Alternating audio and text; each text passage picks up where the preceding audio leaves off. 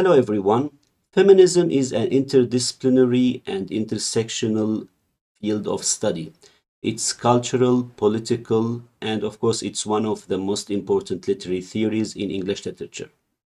In this lesson, I'll explain feminism and the types of feminism and its waves. So we'll get to know the differences between types and waves of feminism. I'll try to mention as many types of feminism as possible. For each type, I will talk about the main concept and the main idea. I'll mention the key figures, their key works, and the slogan of each type. And I'll include some important details about each type of feminism. And I'll try to give a simple example on how to apply each literary theory or each type of feminism as a literary theory on a certain literary work. Before diving into the types of feminism, let's have a simple definition of feminism. So it's a movement and theory that advocates for gender equality in political, social, and cultural life. The etymology of the word, it comes from the Latin word femina, and we can track feminism back into the women's suffrage movement and equality movements which took place in France, Britain, and the US. And feminism focuses on women. That's why we call it feminism, not equalism. So it seeks for gender equality. But why do we call it feminism? Because uh, in general, in history, women were more oppressed and they had less rights than men. That's why we call it feminism, because it sought for equality for women who were not treated equally or not treated in the same way as men were treated. So common misunderstanding about feminism, it's not about female superiority. It's not like we like women, we don't like men. It's about equality and justice. So feminism is the belief in the social, political, and economic equality of all genders. It's important to distinguish between these two terms when we talk about feminism: waves of feminism and types of feminism. When we say waves of feminism, we are talking here about the timeline of this movement. How did it start and when? How did it develop? And what are the new demands or the new qualities of each separate wave? So when we say first wave, it's the oldest, second, third, and fourth. However, when we are talking about types of feminism, we are talking about the ideas or the approach towards this social equality demands. So types of feminism is not related to time. It's the way they ask for certain rights or the way they approach this topic. Now I will talk about the types of feminism. As I mentioned earlier, I will mention as many types as possible. It's very important to remember that here some authors or some activists, they overlap. They are not fixed or not exclusive to a certain type of feminism. So maybe we can see a certain writer that we mention in a certain type, and then we mention them in other type of feminism. So we are not labeling these activists or authors under just one type of feminism, but in general they are closer to this type. So you might see one of the names mentioned in ecofeminism and then mentioned in radical feminism, for example. So remember that works and key figures are not fixed just to one type. That's why in the end of this video, I will talk about Virginia Woolf as a feminist. I'll mention how we can include her in three types of feminism at the same time. So remember, they overlap and they share some qualities.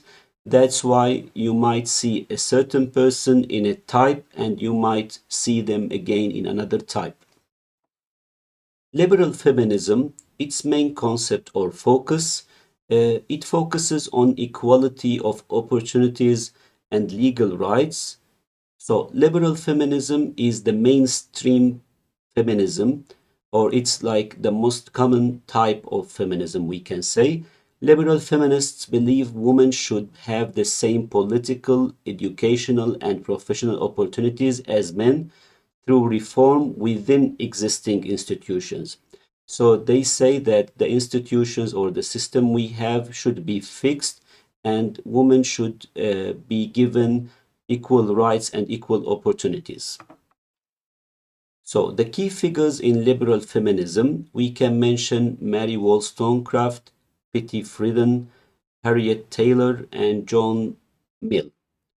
These are among the key figures. Of course, remember there are a lot of liberal feminists that I will not mention. I'm just mentioning some of the important names. So in liberal feminism, you can talk about Mary Wollstonecraft, Harriet Taylor, and John Mill. Let's now get to see the key literary works. The important works in liberal feminism, we can mention A Vindication of the Rights of Women by Mary Wollstonecraft, and we have The Feminine Mystique by Betty Friedan. We have also a very wonderful piece of literature, which is The Yellow Wallpaper. This work specifically can be mentioned in Marxist feminism as well, liberal feminism. This book calls for many different types of rights for women. That's why we can include it in many different types of feminism. So I liked or I prefer to mention it within liberal feminism. Liberal feminism influenced first wave feminism since it called for the suffrage rights, the woman's right to vote and to be treated equally in the political life. And it continues in contemporary movements for workplace equality and reproductive rights. So, the slogan of liberal feminism, we can say, one of the slogans we can say, equality, not privilege. So, liberal feminism is not asking for superiority, they are asking for equality. So, and they say equality is not a privilege, it's our right. To study a certain literary work from a liberal feminist approach, you can take any piece of literature and examine it and study the relationships among the characters or between the characters. Are they treated equally? Women in the novel or in the piece of literature, do they have the right to vote? Do they have the right to own property? Do they have equal rights? You can study these issues in any literary work, and in this way you can apply liberal feminism to any piece of literature. Radical feminism as a type of feminism, the main concept and focus of this type of feminism argues that the patriarchal system or patriarchy is the root for all oppression. What do we mean by the word patriarchy? Patriarchy is when you have a society or a culture in which men are dominant. They have the power and they control everything in this society or this culture. So we call this society or this culture a patriarchal society. So radical feminists argue that gender inequality is embedded in all social structures, from the family to the language, and dismantling this patriarchal system requires deep social change, not just legal reform. So radical feminism, they say that we should completely change the system and the structure of the society and reconstruct everything from the beginning. Among the key figures in radical feminism, we can mention Catherine MacKinnon, Kate Millett, and Shulamith Firestone. We can as well talk about Mary Daly, Susan Griffin, and Adrienne Rich. So these are among the most important or key figures in radical feminism. The important works in radical feminism, of course, there are a lot of works that we can talk about, but I prefer to mention just two: The Dialect of Sex by Shulamith Firestone and Kate Millett's Sexual Politics. Of course, these books are not exclusive to radical feminism. They include other types of feminism, but mostly we can have them as examples of radical feminist works. So the slogan of radical feminism is the following: the personal is political. And we should include that radical feminism emerged approximately around the 1960s and the 1970s in the previous century. They rejected the traditional gender roles and questioned marriage, beauty standards, and heterosexuality as systems of control. So, how can we decide whether any type of feminism is radical feminism or not? So the key point about radical feminism is that they don't accept the current system or the current cultural norms. They call for reconstructing and rebuilding the society and culture from scratch. So radical feminism seeks for totally reconstructing the whole society. How to apply radical feminism to any literary work? You can take again any piece of literature, and if this piece of literature, the writer or the author calls for the reconstruction of the whole society, or if the writer or the author shows that this society or this system needs to be completely changed, maybe you can refer to radical feminism. Marxist or socialist feminism. Of course, before we start with this type of feminism, you should know that Marxism and socialism are a bit different, but here I kind of unified them. So, Marxist or socialist feminism, in this type, activists or feminists focus on the reasons of women's oppression or why they suffer from this inequality in society. So they tie the reason of this oppression to capitalism and class. So the emancipation requires ending both the patriarchal system and the capitalist system. So when you say Marxist or socialist feminism, you are against the patriarchal system and the capitalist system because they are the reason behind the inequality in society. The key figures of Marxist socialist feminism, we can talk about Sylvia Federici, Alexandra Kollontai, and Juliet Mitchell. Of course, they are not tied just to this type of feminism. For example, Juliet Mitchell, we'll see her in other types of feminism.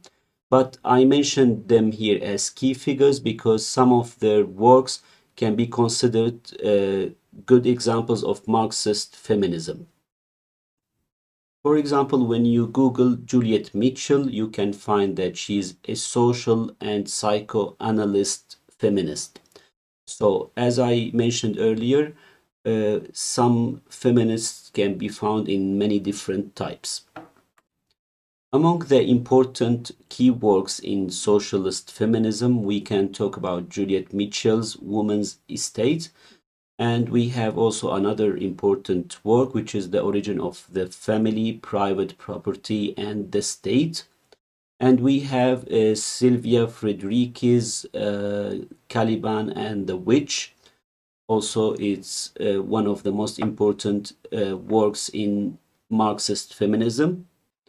So, Marxist or socialist feminism merges feminism, the feminist theory, with the socialist or Marxist analysis of class struggle. So, they tie, as I mentioned, the problems of inequality to the patriarchy and capitalism. Their slogan is no feminism without socialism. Marxist or socialist feminism focuses on the woman's role in production and how they are required to do the house chores or the duties of the family, taking care of kids and cleaning and all the housework.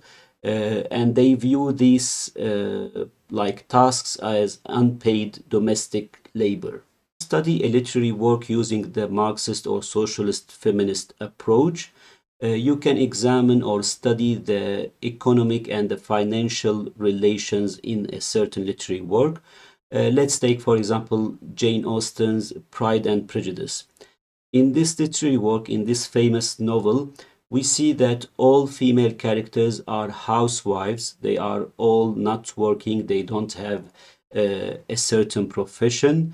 They are waiting for a husband. And even we can study the class struggle within the novel. We see that Mr. Darcy is a bit better, or is seen as a better character than Mr. Bingley because he makes more money than Mr. Bingley. Cultural feminism as a type of feminism, it celebrates the differences between men and women and values traditionally feminine quality, such as empathy. So, cultural feminism acknowledges the differences between men and women. They say men are different and women are different. They have different qualities, but none of them is better than the other. None of them is the superior one and the other is the inferior. So they are equal, but they have different qualities. So it sees women's culture as distinct and valuable rather than inferior. So it calls again for equality, and it values the feminine qualities of women. So they are qualities to be celebrated and to be proud of, not to be looked down on. Among the key figures in cultural feminism, we can mention Carol Gilligan. Here it's important to note this. If you Google or ask any platform of AI about cultural feminists, it will provide you with a lot of cultural feminists, but some of or most of these feminists belong to other types more than this specific type. So you can see some famous feminists that are considered to be radical. And radical feminism is definitely not the same as cultural feminism. It's also considered as an opposing one. So that's why I included here just one example. And I want you to be careful about this, especially if you Google it or use AI. You will see many radical feminists as examples of cultural feminism because some of their works can be used or can be considered as cultural feminist literary works or cultural works. That's why you can see their names in cultural feminism, but however, they are definitely not cultural feminists. Among some of the most famous or relevant cultural feminist works, we can talk about In a Different Voice by Carol Gilligan, and we can mention Of Woman Born by Adrienne Rich. Uh, if you remember, Adrienne Rich is considered as one of the radical feminists, but this work is more relevant to cultural feminism. That's why I included it in this example. And we have another work, The Woman's Room by Marlene French. One of the slogans that expresses cultural feminism best, I think, is value the feminine. Well, cultural feminism argues that women and men have differences. So, women traits such as empathy, cooperation, and care should be recognized as socially valuable. So, unlike radical feminism critiques femininity and considers it as socially constructed. Cultural feminism tends to embrace an essentialist view of female nature. So, in other words, cultural feminism celebrates women's culture and argues that feminine values could lead to a more peaceful, ethical, and ecologically balanced society. So it's not about primarily about sameness as in liberal feminism, or it's not as radical feminism. It's not a systematic revolution to change the whole structure of society. So to summarize, cultural feminism and radical feminism might share some points, like both critique the patriarchal system. However, cultural feminism seeks to reclaim female identity rather than abolish gender categories entirely. So, cultural feminism seeks for reformation and understanding and like valuing the qualities of women. Meanwhile, radical feminism wants to reconstruct the whole structure of society. So, how to apply cultural feminism to a literary work? You can examine any piece of literature that values the feminine qualities of characters or seeks for like the rights of a character, but within the qualities that women tend to have. So any piece of literature that values femininity or uh, celebrates these differences. So the philosophical core of cultural feminism is that men and women are different but equal. Feminine qualities often dismissed under patriarchy.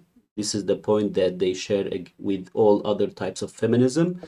But however, these qualities are valuable and should shape society. Psychoanalytic feminism, this type focuses on exploring the unconscious of humans. So, and how early family dynamics shape gender identities. So, in this type of feminism, we focus on the unconscious and language. We see how language affects us and plays an important role in forming and constructing identities, gender identities, and gender roles. So, feminist theories here meet the Freudian and Lacanian psychoanalysis theories. So, here, this type of feminism relies heavily on the works of Lacan and Freud. Among the key figures, we can see Nancy Chodorow, Julia Kristeva, and Juliet Mitchell. We talked previously about Juliet Mitchell as a socialist feminist.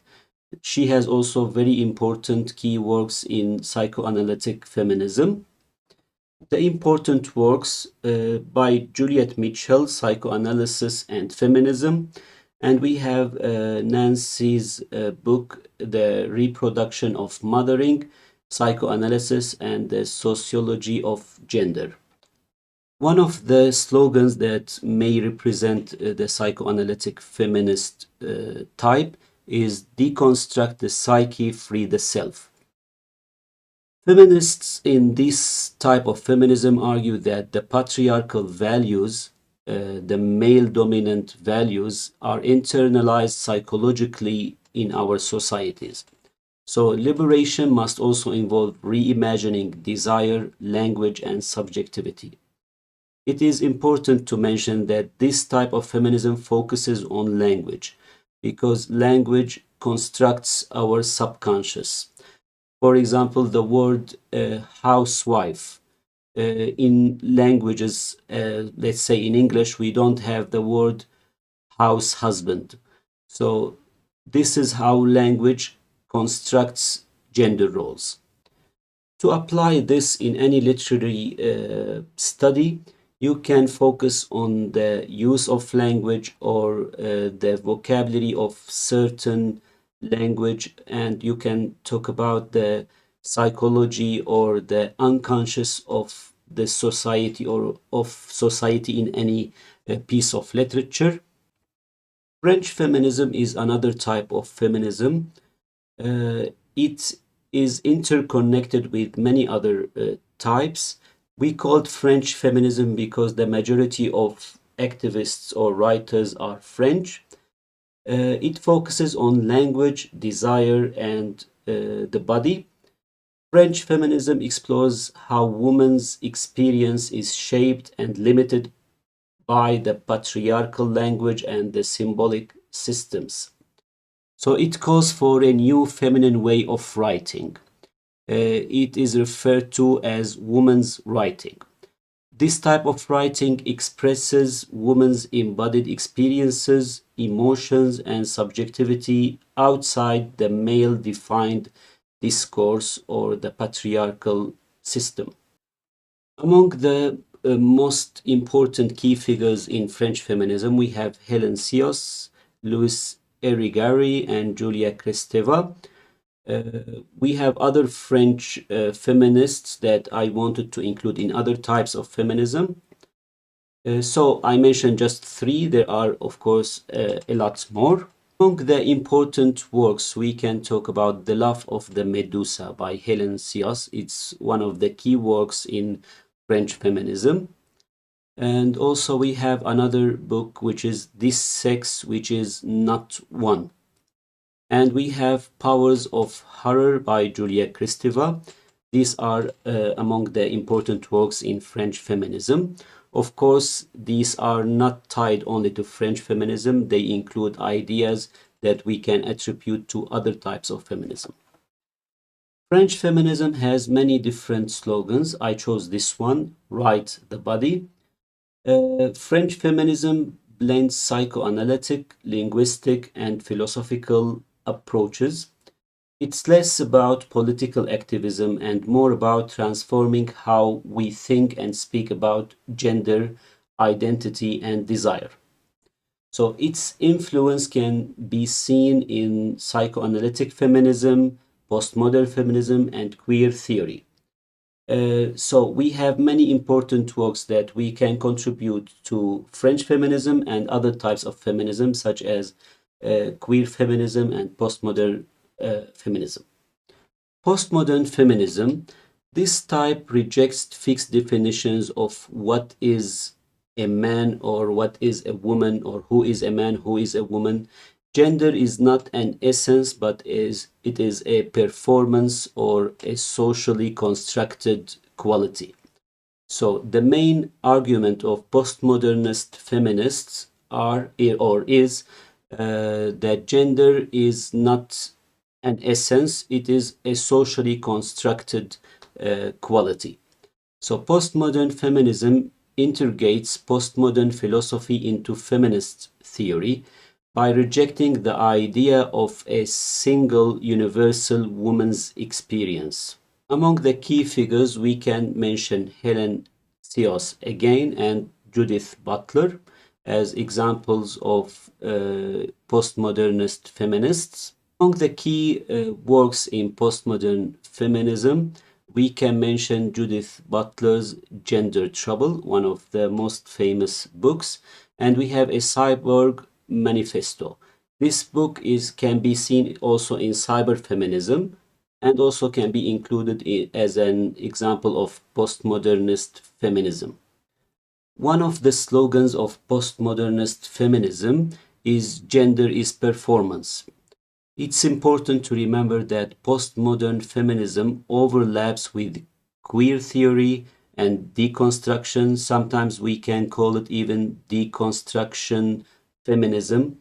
It questions universal narratives and embraces differences and hybridities. So they are against binary oppositions. They say it's not white and black, it's not man and woman, it can be something in between. So they talk about hybridity and they refuse the universal identity. If you want to use this type of feminism in any of your studies to examine or to study a certain literary work, you can search for characters that have hybrid identities or that they are not a typical woman or not a typical man, and you can use the postmodernist approach, but of course you have to overlap and include other types of feminisms like the deconstruction, which is the same, or the queer theory in your study. Ecofeminism is another type of feminism. It focuses on woman and nature by connecting the exploitation of women with the exploitation of nature.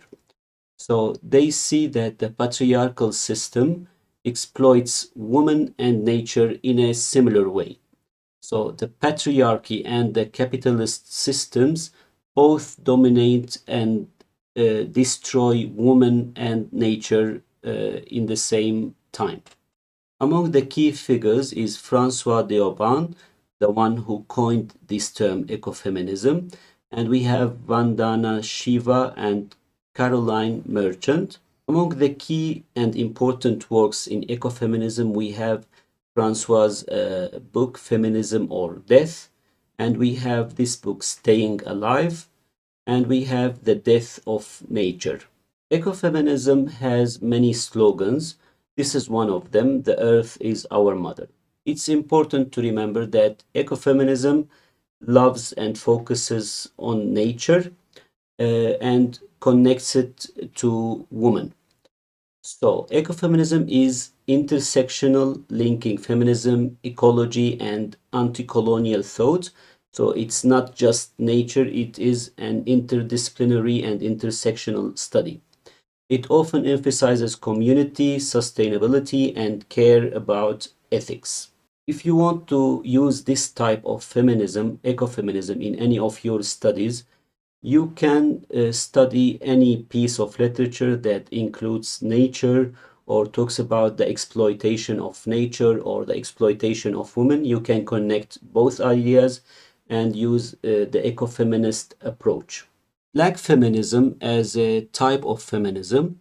This type challenges racism within feminism and sexism within civil rights movements. So it started with criticizing feminists themselves for focusing on the rights and privileges of white women only, without mentioning black women or women of color. Later, we have a new term called Womanism, which usually refers to including or includes all women, no matter what color they have. Some include black feminism within the intersectional feminism. Some scholars tend to study it separately as black feminism and study the intersectional feminism separately. Among the key figures, we have Audre Lorde, Bell Hooks, her original name is Gloria Watkins, and Alice Walker. So these are among the most important key figures in black feminism. Among the important works, of course, the number one work is Ain't I a Woman? This became lately a kind of a motto or slogan for black feminism by Bell Hooks. And we have Alice Walker's In Search of Our Mother's Gardens. And we have also another book, which is The Womanist Reader. So these three works are considered among the most important literary and cultural works in black feminism. So we mentioned earlier the slogan Ain't I a Woman, which became like the motto or the slogan of black feminism. So Alice Walker was the one who coined the term womanism, which describes a form of feminism grounded in black women's culture and spiritual experiences. So it talks about black women specifically. Womanism is often seen as a corrective to mainstream feminism's neglect of race and culture. It's a reaction to feminists that didn't include the voice of women of color or black women. Black feminism emphasizes intersectionality, showing how systems of oppression overlap. They show the hierarchy of societies, how a white man is at the top, then a white woman, maybe then a black man, then a black woman, or other races or ethnicities. Both traditions are deeply intertwined with overlapping figures and shared goals of liberation.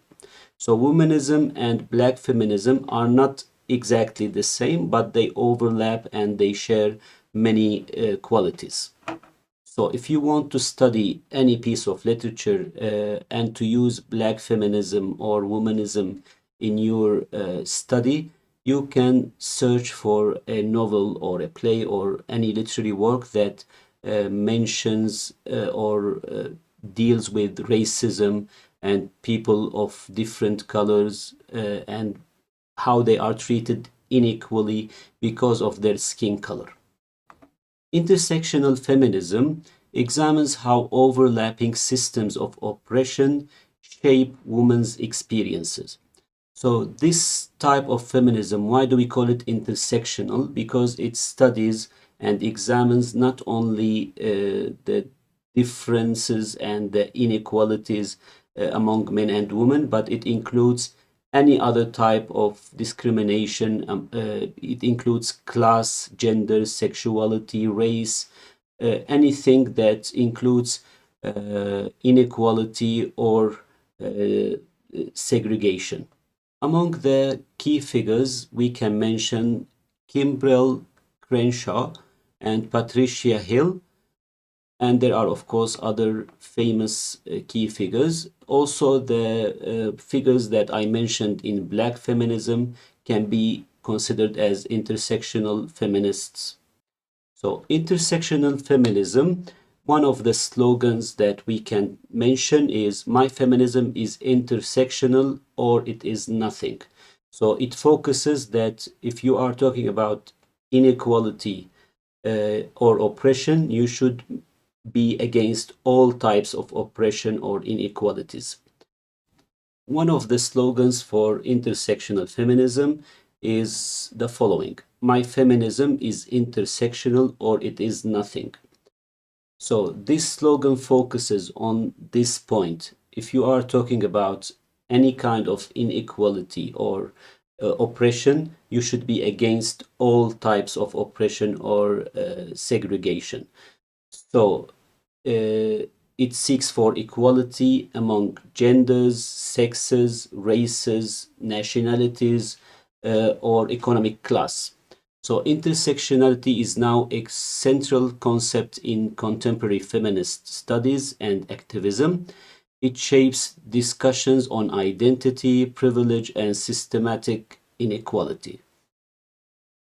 So, to study this using this type of feminism, you can search for any piece of literature that includes characters, especially women, who are treated unequally or oppressed because of their their skin color, or because of their race or their nationality or citizenship, or because of their economic class. So you can include many different types of oppression or inequalities. Queer theory or queer feminism is another type that we can study. This one destabilizes the idea of fixed sexual or gender identities.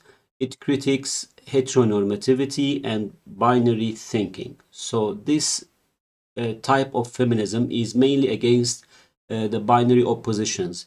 It doesn't believe that a woman should marry a man only. It believes in other types of marriages and other types of relationships. So we call this type of feminism queer feminism. Among the key authors in queer feminism, we can find Judith Butler, Eve Sedgwick, and Jack Halberstam. So they have many different works that are considered as major texts in queer feminism. There are many important works in queer feminism. We can mention these two books, Female Masculinity, and we have the Epistemology of the Closet. These two works can be like marked as key works in queer feminism. The queer theory or queer feminism has many slogans like smash the gender binary. It's important to remember that this literary theory or this kind of feminism overlaps with LGBTQ plus activism and expands feminist thought to include diverse gender and sexual identities. If you want to apply this theory, this literary theory, in any of your studies, you can look for any piece of literature that includes like any stories about gay or lesbian people and talk about the inequalities or the judgments of society in this story, or anything related to these characters. Existential feminism. This is one of the most famous types as well. It focuses on freedom, choice, and the construction of female identity. So, existential feminism applies existentialist philosophy, especially the idea that existence precedes essence to woman's condition. So, here what we are trying to say is that a person is not born a woman or a man, but he or she or they are later acquiring their identities. So it argues that woman is not born but made a woman. So this is done by through the process of socialization and oppression. As soon as you Google the term existential feminism, you will see the picture or the name of Simone de Beauvoir. She's the most important figure in this type of feminism. She's also considered as one of the French feminists. Uh, Her like way of writing is highly, let's say, affected by Jean-Paul Sartre. The philosophical influence of him was obvious in her writing, as he's one of the existentialist philosophers. The important works, of course, most of them are for Simone de Beauvoir. The Second Sex, and another one is The Ethics of Ambiguity. They are like key or major works in existential feminism. And we have another example of a literary work, which is a play by Henrik Ibsen, the Norwegian playwright, A Doll's House. This is considered as like one of the best examples of existentialist feminism. You might study it if you are interested in this type of feminism. So the key point in existential feminism is this: one is not born, but rather becomes a woman. This is taken from Simone de Beauvoir's book, The Second Sex. Uh, Existential feminism emphasizes that the individual's responsibility to transcend socially imposed roles is the reason behind this constructed identity of being a woman or a man or whatever. It views the patriarchal system as the one responsible for turning women into the other, and this patriarchal system is responsible for denying them as authentic subjects. De Beauvoir analysis of how women are objectified yet have the freedom to define themselves became foundational for later feminist theories, especially in existential psychology, phenomenology, and feminist ethics. If you want to apply this perspective or existential feminism to any piece of literature, you can find any piece of literature that includes the idea or suggests the idea that a person is not born with his or her gender, but this gender or these qualities are socially constructed later. Postcolonial feminism. It is another type of feminism that we can mention. Some scholars tend to merge it with the intersectional feminism. However, if we are going to study it separately, we can say that this type of feminism is one of the branches that focuses on gender liberation through the eyes of non-Western women, especially those who live in former colonies.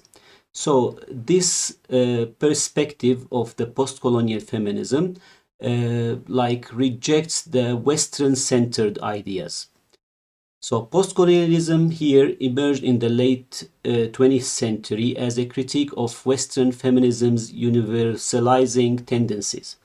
This means like the assumption of that all women experience oppression in the same way. Post-colonial feminism emphasizes that gender oppression is inseparable from colonial history, race, class, and cultural contexts. This type of feminism, the postcolonial one, argue that the mainstream, often white Western middle class feminism speaks for women from formerly colonized or non-Western societies without representing their lived realities. So here we are, it's kind of similar to black feminism. Black feminism criticized feminists for not including the voices of black women who suffered from racism in addition to all the other types of oppression. Here, similarly, in post-colonial feminism, they criticize feminists for not including the voices or the sufferings or the oppression that women suffer from in the former colonized countries. This branch calls for centering indigenous voices, histories, and epistemologies, acknowledging that feminism must be culturally specific and intersectional. So they should include all voices, not only the Western ones. To understand post-colonial feminism, we can add some points and summarize the previous points that we mentioned. So, post-colonial feminism examines how colonialism, imperialism, and globalization shape women's lives.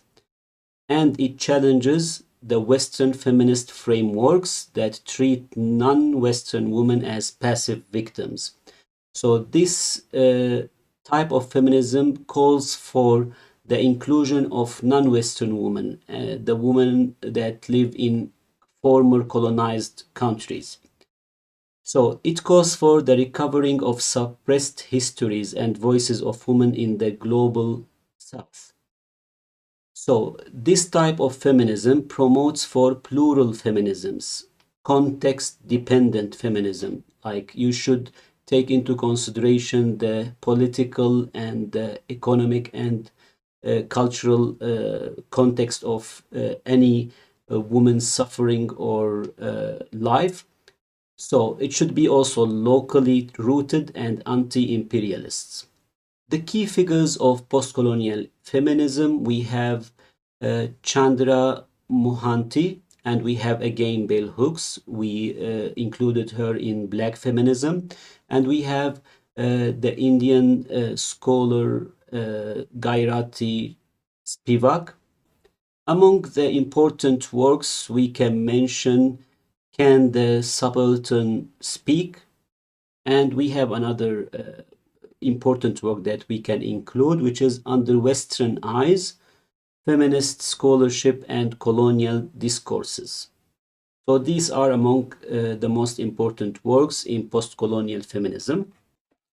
There are many slogans that we can contribute to post-colonial feminism, such as No Feminism Without Context or Decolonize Feminism.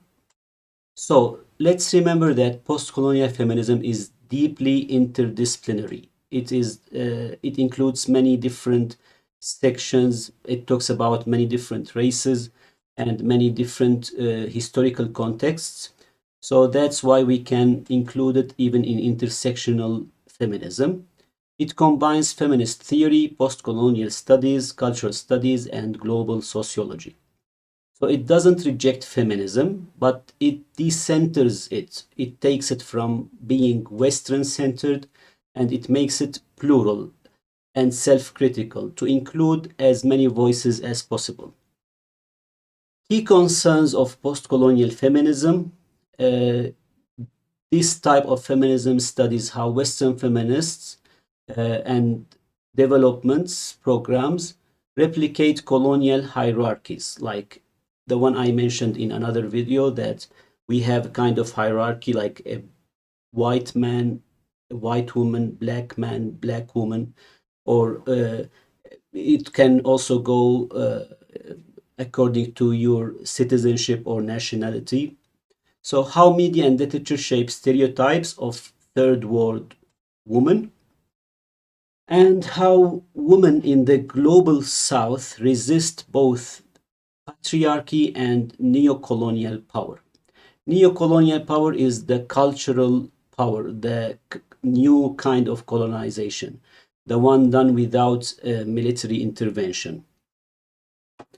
So if you want to study using, you want to study any literary work using postcolonial feminism, you can search or examine any literary work of any postcolonial writer and study the female characters in this work of literature in relation to the historical context, and also you can include some kind of criticism of feminism focusing only on white women. So you can talk about women that live in former colonized countries, or even some countries that are currently occupied. Cyber-feminism is another type that we can talk about. It emerged in the 1990s during the rise of the internet and digital culture. It explores the relationship between gender, technology, and digital spaces. It questions how online environments can either reproduce or resist the patriarchal system.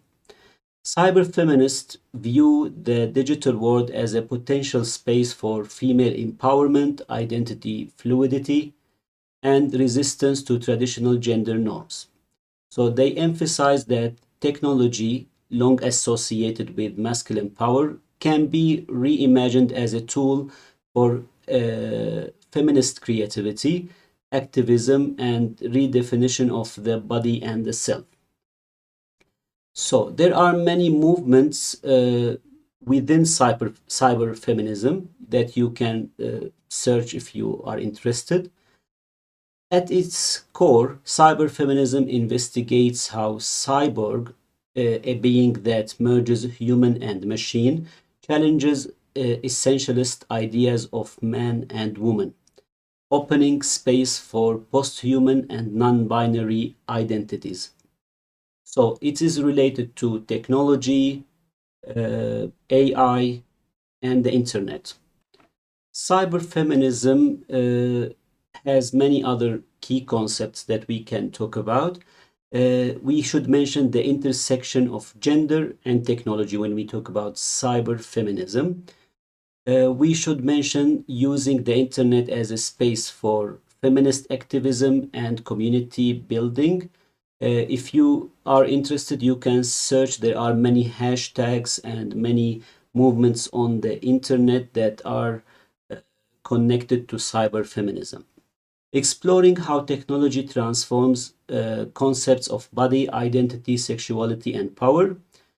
And it criticizes both the patriarchy and the techno-capitalism, which means the way tech industries commodify identity.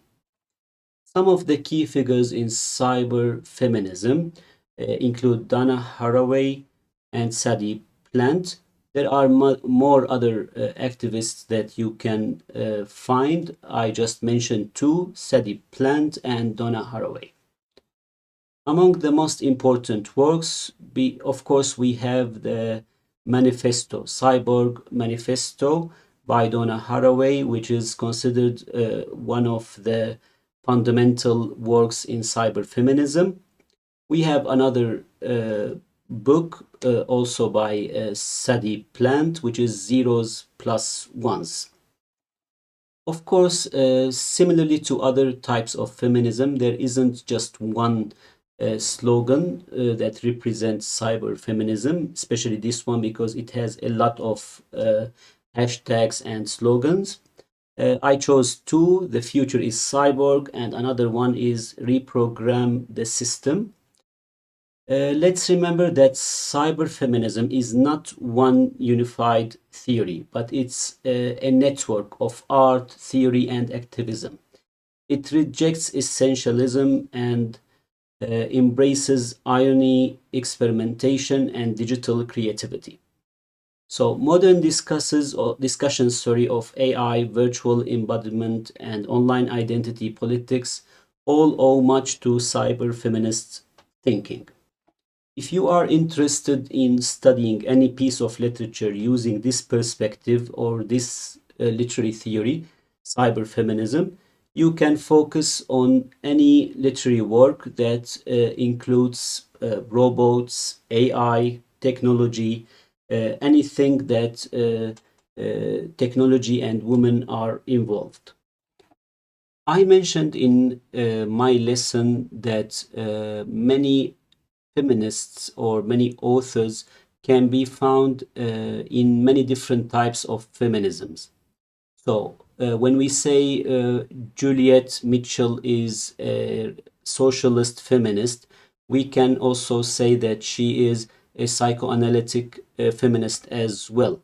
So it's important to remember that each feminist or each author is not tied to only one type of feminism. That's why I'm going to talk about Virginia Woolf. If you Google Virginia Woolf, what kind of feminist was she? You will have many different answers. So we can elaborate on this by studying Virginia Woolf as an example. Let's start with Virginia Woolf as a liberal feminist. Woolf's feminism is rooted in the early 20th century struggle for women's education, independence, and intellectual equality.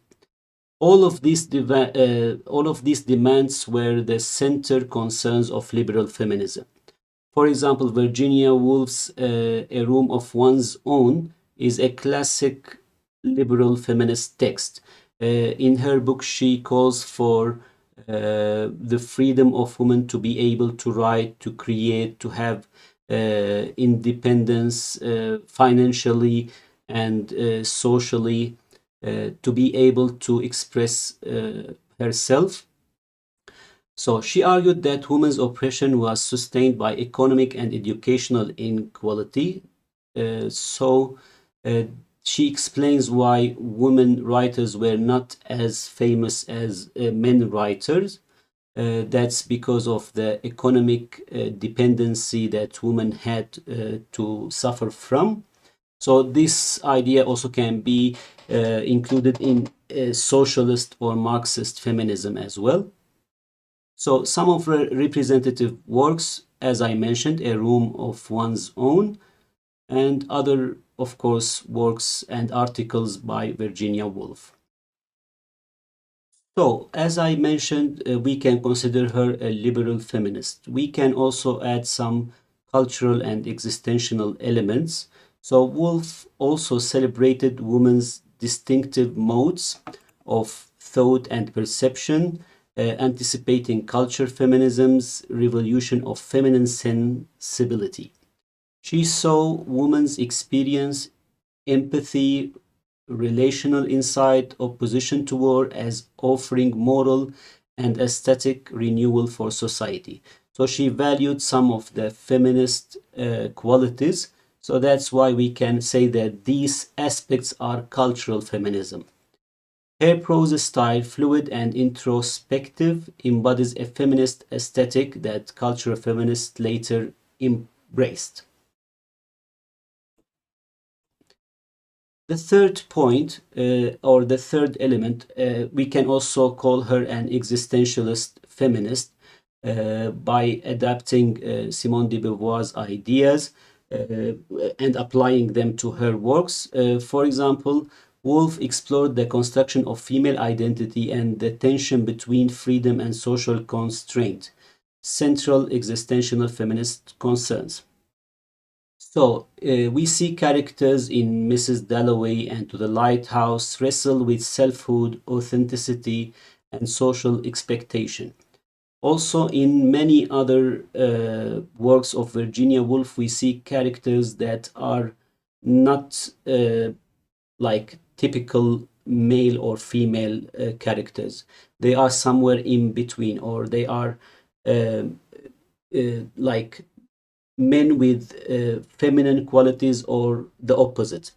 So her insight that womanhood is not an essence but a condition imposed by culture prefigures de Beauvoir's famous quotation, one is not born but rather becomes a woman. So to summarize, we can say like in Woolf's writings about education, equality, and opportunity, we see characteristics of liberal feminism, like in A Room of One's Own. This is the collection of her articles. We have also like cultural feminist qualities when you see in her works the valuing of women's culture and empathy. And we have some existential elements, like when you see her question the identity and the freedom of our choices to be whoever we want to be. So this was an example to explain why we don't tie a certain activist or author to one type of feminism. So many feminists can be seen in many different types of feminism. Now, in this lesson, we will talk about the waves of feminism. So, I talked about the types of feminism, they were the different ideas. Now, the waves of feminism, we are here talking about the timeline of feminism. How did it start? When did it start? And why do we say or we call them waves? Why the first wave, second, third, and fourth? So, since I mentioned this, we have four main waves in feminism. Let's see each one of them, the dates and the demands and how they like changed from one wave to another. The first wave of feminism, we don't have specific dates. If you ask AI or if you Google it, or if you look even in any academic resources, you will find many different dates. The dates are not very fixed. So let's say late 18th century and early 20th century, the context of the rise of the first wave of feminism is the Industrial Revolution, the Enlightenment ideas, and the suffrage movements, when women called for their rights to vote and participate in the political life. So the main focus of the first wave of feminism was legal equality, political rights, education, and access to professions. Core type, of course, not all the literary works or activists works in during this time were liberal, but the core type, the mainstream type was a liberal feminism. We can mention here some of the important figures like Mary Wollstonecraft and Susan Anthony. Among the most important works, A Vindication of the Rights of Women by Mary Wollstonecraft. Here, the movement was mainly led by middle and upper class white women in Europe and America. Its greatest achievements was among its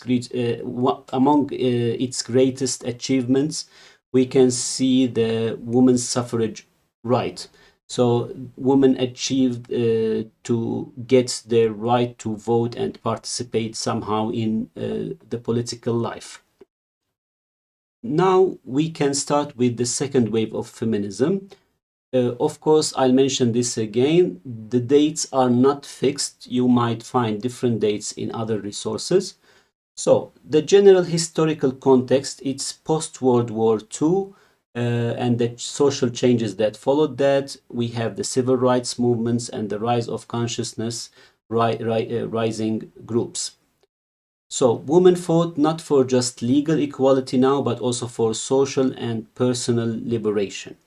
So the main focus of the second wave of feminism, the second wave of feminism is different from the first wave for having different demands and new ideas. Like the main focus was on the body, sexuality, workplace rights, reproductive freedom, and domestic labor. Core types, of course, don't forget that these types can be seen in other waves, but here we can say like mostly we can see these types of feminism in this period of time, or during this wave of feminism, which is radical feminism, social feminism, cultural feminism, and psychoanalytic feminism. Key figures include Simone de Beauvoir, the existentialist feminist, and Angela Davis. Important works that we can include within the second wave of feminism are The Second Sex by Simone de Beauvoir and Sexual Politics by Kate Millett. The second wave of feminism broadened the fight from legal to cultural and personal spheres. It led to major legal gains and inspired art, academia, and global activism, but was often criticized for centering white middle-class women. That's why we see the rise of Black feminism and intersectional and postcolonial feminism later after the second wave of feminism. The third wave of feminism starts approximately in the 1990s of the previous century and lasts till the early of the 2010s. The historical context, we can talk about postmodernism, globalizations, and the rise of digital culture. Feminists began questioning universal womanhood and embraced diversity, sexuality, and intersectionality. So the main focus in the third wave of feminism, of course, just the main, not all, is the focus on identity, language, representation, and intersectionality. Intersectionality means including many different fields of study or many different sections. The core types, not the only types, but the core types that we can find in the third wave is postmodern feminism, intersectional feminism, Black feminism and womanism, and queer feminism. Some of the key figures that we can talk about during the third wave of feminism include Judith Butler and Alice Walker. We can mention some of the key works like Judith Butler's Gender Trouble and Donna Haraway, A Cyborg Manifesto. So the third wave feminism rejected the idea of a single feminist identity. It embraced pop culture, irony, individuality, and the idea that feminism can coexist with femininity. Now we reach the fourth wave of feminism, which is argued to have started in 2010s, during the 2010s and till our present days. So the historical context of the fourth wave of feminism includes digital activism, like many movements on the internet, like hashtag #MeToo movement, global awareness of gender violence and diversity. This wave is online, intersectional, and global. The main focus of the fourth wave includes digital empowerment, body positivity, inclusivity, and opposition to sexual harassment, transphobia, and all forms of discrimination. Core types that we can find in the fourth wave of feminism, again, just core types, not all types, include intersectional feminism, which is expanded more than how it used to be in the third wave. We have queer feminism and ecofeminism renewed and made more relevant to our contemporary condition.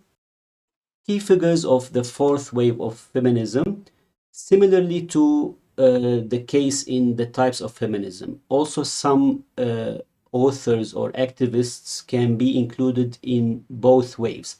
For example, Judith Butler can be considered also within the fourth wave of feminism. So some of important key figures include Vanada Shiva and Roxane Gay. Important works we can include Bad Feminist and Staying Alive. There are many slogans that are popular within the fourth wave feminism. Time is up, Me Too, and many other slogans that are widely spread on the internet.